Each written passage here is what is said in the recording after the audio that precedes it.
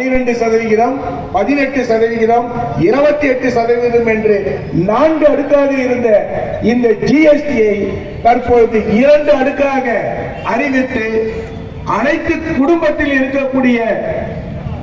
அனைவருக்கும் பாலை வார்த்த ஒரு உத்தம தலைவர். அதற்கும் மேல் இப்படிப்பட்ட ஒரு உத்தம தலைவர் வாழ்கின்ற பதவி இருக்கின்ற தேசத்தில்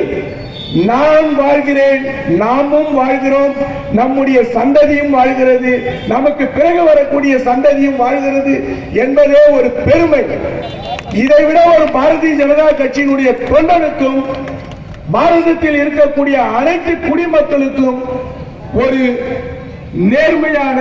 ஒழுக்கமான ஒரு தலைவன் எப்படி இருக்க வேண்டும் என்பதற்கு அனைவருக்கும் எடுத்துக்காட்டாக கடந்த 12 ஆண்டுகளாக தன்னுடைய அமைச்சரவையில் ஒரு அமைச்சர் கூட ஊழல் இல்லாமல் உத்தமமாக வாழ்ந்து இப்படித்தான் ஒரு நிர்வாகம் இருக்க வேண்டும் என்று உலகத்திற்கே வழிகாட்டிய உத்தம தலைவர் நரேந்திர மோடிஜி அவர்கள்